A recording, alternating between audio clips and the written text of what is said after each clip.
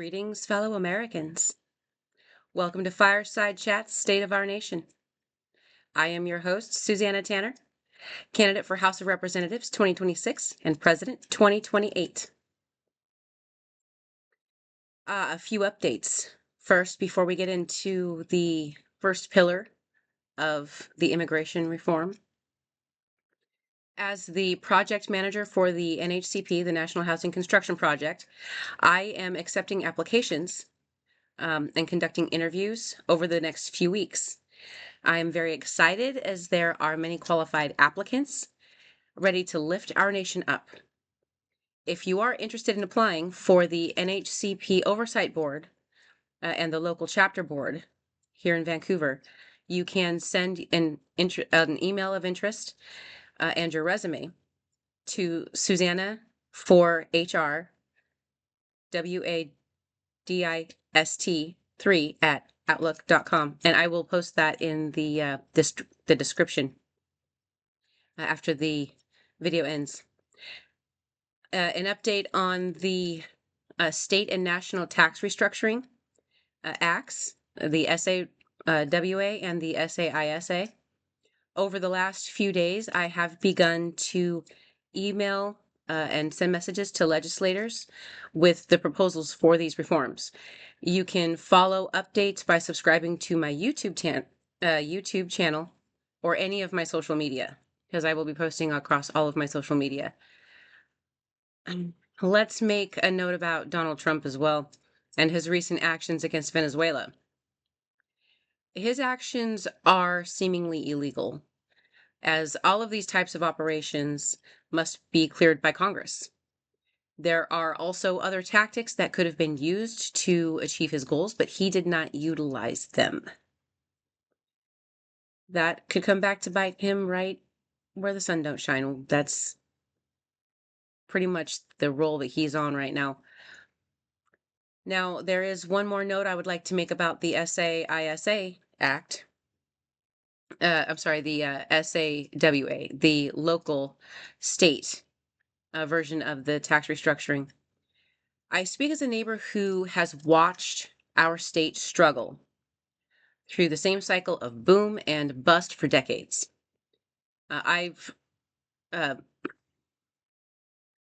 lived here now in Vancouver for roughly 11 years, but I was born and raised in Seattle. Now, this boom and bust for decades is true of many states, including states like California. This system, this lockbox system, adapted to California's economy, would put them in a surplus, designed to financially handle disasters and reduce taxes for the people. In California, one of the most expensive places to live. Now, we've all seen it. When the economy is good, the state spends. When it's bad, they tell us there's an emergency and they either cut the services our families rely on, like education and healthcare, or they raise taxes. We saw this recently with our governor here in Washington. He did raise taxes in the state. However, with the lack of funding from the federal government, it was necessary, unfortunately. Otherwise, we can't pay for anything, and everything must be paid for. It is definitely a reactive, exhausting way to run a government, and it leaves the most vulnerable among us in constant fear of the next budget cut. That's no way to live. My solution is stability first. The heart of the tax restructuring plan is simple. It's the lockboxes. Think of it like a family savings account.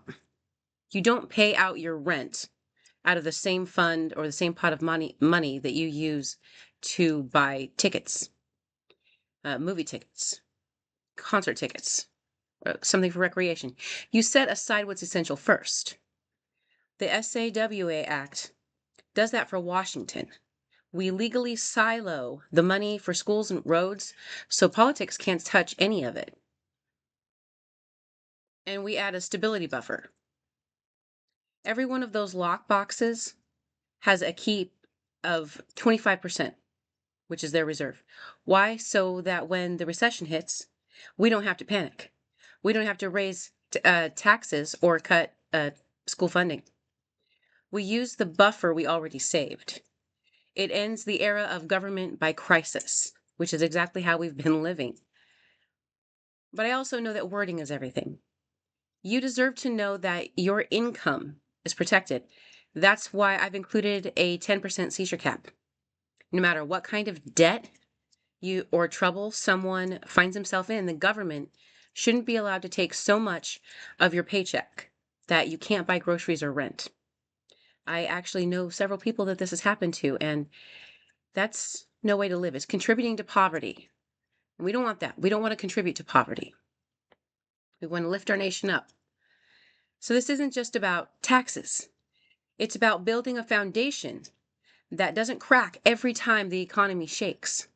It's about peace, prosperity, and knowing that our future is secure because we finally put stability first.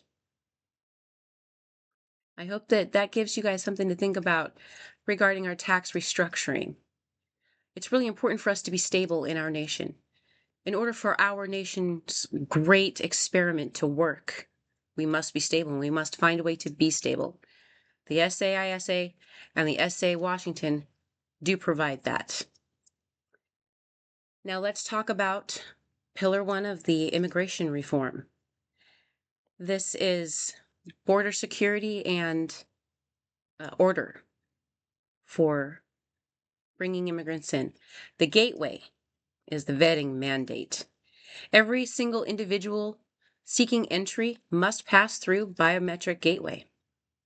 This isn't just a name check. It's an AI-enhanced facial recognition cross-reference against global databases. That's Interpol, FBI, international watch lists, all of it. The point is, security isn't a step. It's a requirement. It's a prerequisite for processing, for entry. No clearance, no entry. Strategic consolidation of ports, in addition to biometric security. The AISA stops the whack-a-mole game at the border by designating 3 specific land-based hubs for intake: San Diego, El Paso, and Brownsville. These are already major intake points, so it seems logical to me to designate them as official point of entry.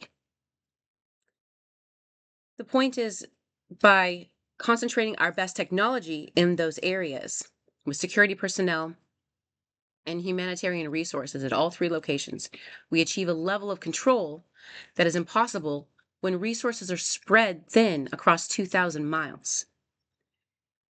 It ends the catch and release via technological perimeter.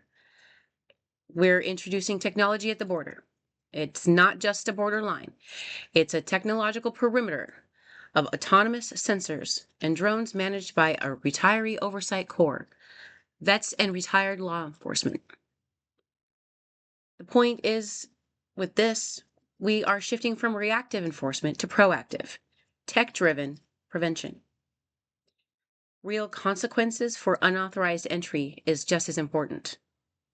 Crossing between ports of entry results in a permanent adverse notation on an individual's security record. The point, while the act is humane, it is also strict. Entering the country the wrong way creates a black mark that follows you throughout your entire service contract and hiring process. It restores the incentive to follow the law, though. Unified security, border to the interior.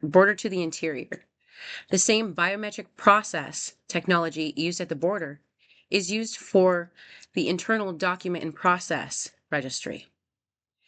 The point is, we are creating unified security umbrella.